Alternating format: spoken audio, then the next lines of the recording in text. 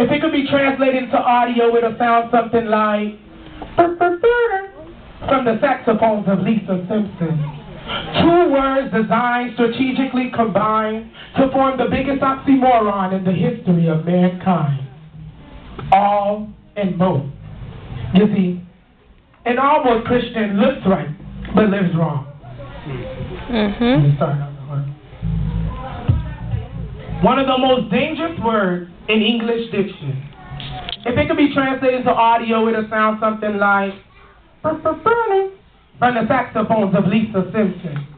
Two words designed, strategically combined to form the biggest oxymoron in the history of mankind. All and most.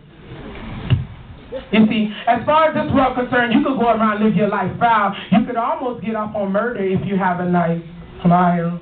You could almost meet folks just to almost sleep around and stop at the local clinic where you almost had a child. You see, almost is no stranger to Satan. Here's proof. He only tells lies when they're almost the truth, and it's amazing. In our incompleteness, we find complacence. But if almost is one of Lucifer's traits, then we are inadvertently good at Satan impersonation. But on the contrary, Christ did his job fully. And he proved that he was God when he died on the cross like it was his duty to pardon my iniquities that I committed brutally. He resurrected from the grave to tell death to excuse me. But excuse me, this is your life and that's something I can't impose on. But your body is God's home, which was a loan to get foreclosed on. You see, an almost Christian looks right but lives wrong. Can't stand the conviction in Romans, so they sit down to be comforted in Psalms. Never understood the meaning of worship, but they love to sing songs like I surrender almost. You see, nowadays Christianity is like a Louis bag. No functional use, we just rock it because it's stylish. Not righteous, but right-ish. So now our God sees a pile of Ishmaels when he intended for Isaac.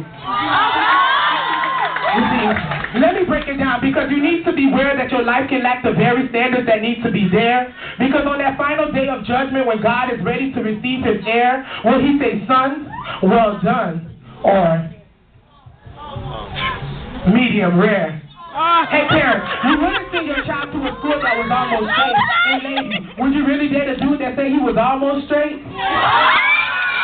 And that's the very thing about God that we try to get around. But his standards is like between two mountains, no middle ground. So a halfway life is unprofitable to you. Because after all the Sunday service, Bible studies, prayer meetings, and everything that comes in between, God will say, I never knew you. And that's not even the worst part about living your life as neutral.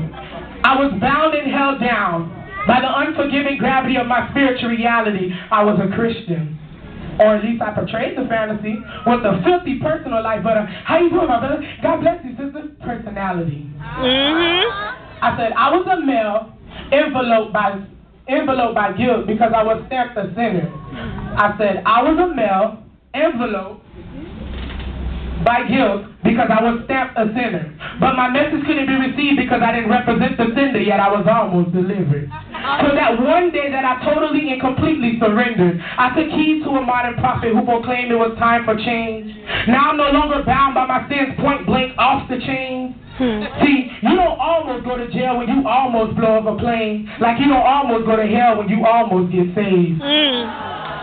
And despite the cross in which he slain, and thus the cause in which he came, but don't worry, I'm almost done. But before I leave this stage, we have all worked in sin, and death was minimum wage. I don't think y'all heard me. Yeah. I said we've all worked in sin, and death was minimum wage. And if it hadn't been for Christ, we would have almost got paid.